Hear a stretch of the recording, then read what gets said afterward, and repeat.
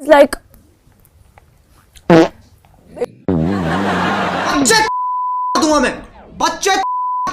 এইগুলিকে দেখে কি মনে হচ্ছে খারাপ অভ্যাস, তাই না? কিন্তু এমনই কিছু অভ্যাস যেগুলি অ্যাকচুয়ালি আমাদের জন্য ভালো হয়। এখন আপনিও ভাবছেন যে কোনো খারাপ অভ্যাস আমাদের জন্য কি করে ভালো হতে পারে।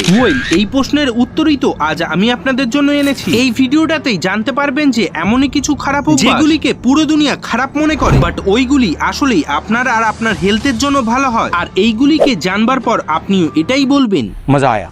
তাই ভিডিওটা শুরু হওয়ার আগে এক্ষুনি একটা লাইক করে দিন। করে দিয়েছেন তো চলুন আর দেরি না করে শুরু করতে হ্যাঁ। নাম্বার 1, নিজের রুমটাকে নোংরা করে রাখা। ছোট থেকে এখনো পর্যন্ত নিজের রুমটাকে নোংরা করে রাখার কারণে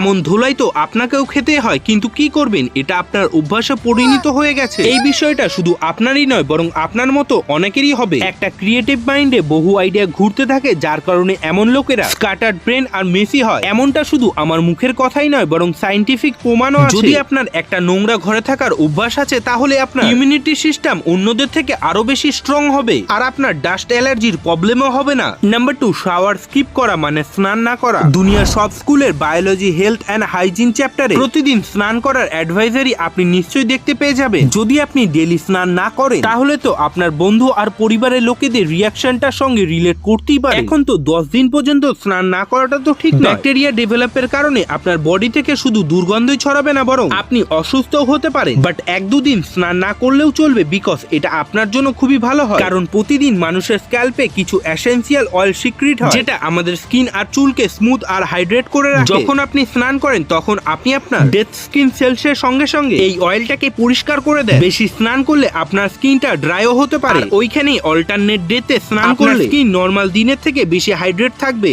নাম্বার 3, নখ চাবানো। এক্সামে নার্ভাসনেস হোক বা ভয় বা হোক টেনশন, আমার মতনই আপনারা অনেকেই এমন সিচুয়েশনের সময় নখ চাবাতে শুরু করেন। হ্যাঁ, এমনটা করা তো আমাদের হেলথের জন্য ভালো হয় না, কারণ আমাদের নখে থাকা ব্যাকটেরিয়া আমাদের পেটে চলে যায়। বাট কোয়েন্টারি হোয়াইট টু বিলিভ, এমনটা করলে আমাদের হেলথের জন্য একদমও খারাপ হয় না, কারণ যখন এই ব্যাকটেরিয়া আমাদের পেটে চলে যায় তখন এর সঙ্গে ফাইট করার জন্য আমাদের শরীর হোয়াইট ফ্ল্যাগ সেলস প্রডিউস করে, আর এই জীবাণুর সঙ্গে লড়াই করার জন্য লিম্ফাসও। তারপর নেক্সট টাইম যখন এই জীবাণু আমাদের শরীরের মধ্যে আসবে তখন আমাদের শরীরের কাছে এদের সঙ্গে লড়াই করার জন্য সেলস আগে থেকেই থাকবে। এর ফলে আমাদের ইমিউনিটি সিস্টেমও অনেকটা স্ট্রং হয়ে যায়। নাম্বার 4, সকালে বহু টাইম পর্যন্ত ঘুমানো। এমনটা তো আপনার সঙ্গেও ঘটে, তাই না?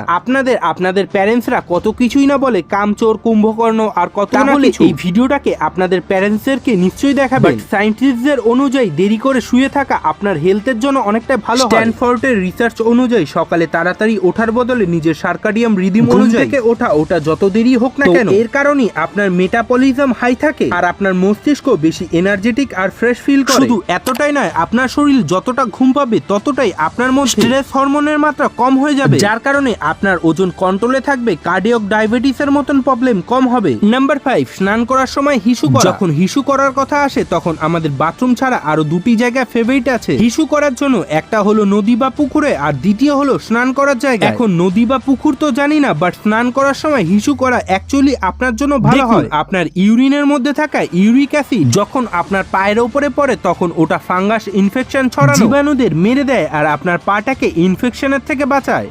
নাম্বার 6, খাবার পর ঢেকর তোলা বা পাত দেওয়া। দেখুন, পাবলিক প্লেস বা বন্ধুদের সামনে খাবার পর আপনি যদি ভুল করে ঢেকর নিয়ে নেন তখন এমন অদ্ভুত দৃষ্টিতে দেখে যেন আপনি কতই না বড় অপরাধ করে ফেলেছেন। আর যদি পাত দিয়ে ফেলেন তাহলে লোকেরা তো আপনাকে ওইখান থেকে তাড়িয়ে দিতে পারলেই বাঁচে। কিন্তু আসলে যদি আপনি এমনটা না করেন, মানে আপনার ঢেকর তোলা বা পাতটাকে আটকে রাখেন, তাহলে এটা একদম ব্যাড হ্যাবিট হয়। এটা শুধু আমি বলছি না বরং দুনিয়ার সব থেকে বড় বড় সায়েন্টিস্ট আর ডাক্তাররা বলে। ব্রিটিশ গ্যাস্ট্রোএন্টারোলজিস্ট নিক্রিডের বক্তব্য হলো ঢেকর তোলা আর পাত দেওয়ার ফলে আপনার ভেতরে কার্বন ডাই অক্সাইড আর মিথেনের বিল্ডআপটাকে শেষ করে দেয়। যদি আপনি রেগুলার ইন্টারভেল বেসে ঢেকর না নেন, পাত না করেন, তাহলে আপনার গ্যাস বিল্ডআপের কারণে চেস্ট পেন আর অ্যাসিডের মতন পেইন হতে পারে। এর জন্য একদমই না ভয় পেয়ে ঢেকর নেবেন আর ইচ্ছে মতন পাত মারবেন, কারণ এটা একদমই আমাদের ন্যাচারাল প্রসেস হয়।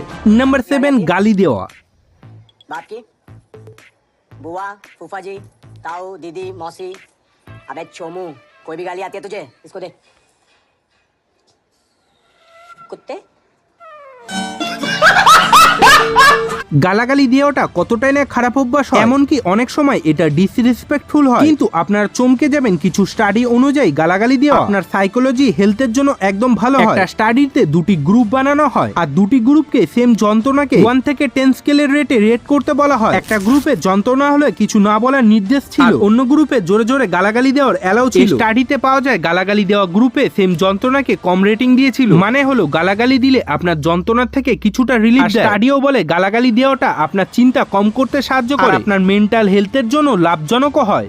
নাম্বার 8, হ্যাঁ এটা দেখে আপনার হয়তো অদ্ভুত লাগছে, কিন্তু বিশ্বাস করুন লোকেরা এমনটাও করে। আপনাদের মধ্যে থেকেই অনেকেই মুখ লুকিয়ে করে। আপনিও যদি এই অভ্যাসে মজবুর হয়ে থাকেন তাহলে মুখ লুকানোর কোনো প্রয়োজন নেই, কারণ আপনার নাকের মিউক্রিয়াসের মধ্যে বহু গুড ব্যাকটেরিয়া হয়, যেটা আপনার দাঁতে থাকা ক্যাভিটি কজিং ব্যাকটেরিয়াকে মেরে দেয়। আপনার পেটে যে আপনার ইমিউনিটি সিস্টেমকেও অনেকটা স্ট্রং করে। কি আমার কথা বিশ্বাস হচ্ছে না? তাহলে আপনি নিজেই যে অস্ট্রেলিয়া লং স্পেশালিস্ট ফেডারেটেড থেকে ভেরিফাই করে নিন। বাই দ্য ওয়ে, এই অভ্যাসগুলির মধ্যে আপনার কোন অভ্যাসটা আছে লজ্জা না পেয়ে নিশ্চয়ই আমাকে কমেন্টে জানাবেন।